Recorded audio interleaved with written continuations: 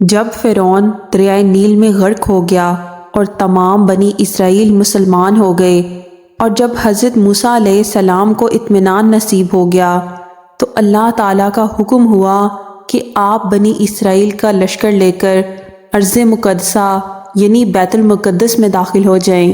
اس وقت بیت المقدس پر عمالقہ کی قوم کا قبضہ تھا، جو بدترین کفار تھے اور بہت طاقتور جنگجو اور نہایت ہی ظالم لوگ تھے۔ جب حضرت موسیٰ علیہ السلام نے اللہ کا حکم بنی اسرائیل کو سنایا تو انہیں مصر چھوڑنا نہایت شوق گزرا۔ پہلے تو انہوں نے ٹال مٹول سے کام لیا، جب زبردستی کرنے پر روانہ ہوئے تو راستے میں مشکلات پر شکایتیں کرتے۔ حضرت موسیٰ علیہ السلام 6 لاکھ بنی اسرائیل کو لے کر قوم عمالقہ سے جہاد کے لیے روانہ ہوئے، مگر جب بنی اسرائیل بیت المقدس کے قریب پہنچے تو ایک دم بزدل ہو گئے اور کہنے لگے کہ اس شہر میں جبارین یعنی عمالقہ ہیں، جو بہت ہی زور آور اور زبردست لوگ ہیں۔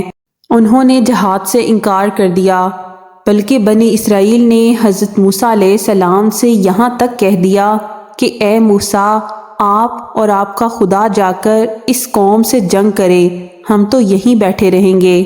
بنی اسرائیل کی زبان سے یہ سن کر حضرت موسیٰ علیہ السلام کو بڑا رنج اور صدمہ ہوا، اور آپ نے باری تعالیٰ کے دربار میں یہ عرض کیا کہ اے میرے رب، مجھے اختیار نہیں مگر اپنا اور اپنے بھائی کا، تو ہم کو ان بے حکموں سے جدا رکھ۔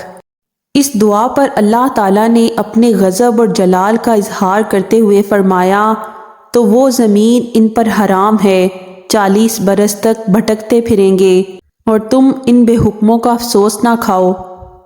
اس کا نتیجہ یہ ہوا کہ یہ 6 لاکھ بنی اسرائیل ایک میدان میں 40 برس تک بھٹکتے رہے، مگر اس میدان سے باہر نہ نکل سکے۔ اس میدان کا نام میدان تیہا ہے، اسے انگلش میں پرومسڈ لینڈ بھی کہا جاتا ہے۔ یہ لبنان کے جنوب، مصر کے شمال اور مشرق میں، بحیرہ روم کے ساحلی میدان کے مشرق میں اور صحرائے عرب کے مغرب میں ہے۔ جب یہ لوگ میدان تیہا میں بھوکے پیاسے ہوئے تو حضرت موسیٰ علیہ السلام نے اللہ سے دعا مانگ کر ان لوگوں کے کھانے کے لیے من و سلوہ نازل کرایا، اور پتھر پر عصا مار کر حضرت موسیٰ علیہ السلام نے اس میں 12 چشمے جاری کروائے۔ اس میدان میں اللہ تعالیٰ نے بنی اسرائیل پر اور بھی بہت سی نعمتیں نازل کیں۔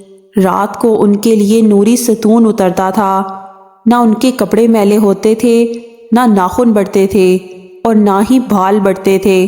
من و سلوہ اترتا تھا جو جمعے کو ڈبل اترتا تھا اور ہفتے کے دن نہیں اترتا تھا۔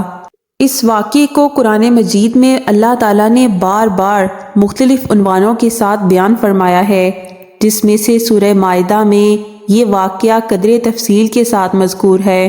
بلا شبہ یہ ایک عجیب واقعہ ہے جو بنی اسرائیل کی نافرمانیوں اور شرارتوں کی تعجب خیز اور حیرت انگیز داستان ہے، مگر اس کے باوجود بھی حضرت موسیٰ علیہ السلام کی محبت اور شفقت بنی اسرائیل پر ہمیشہ رہی۔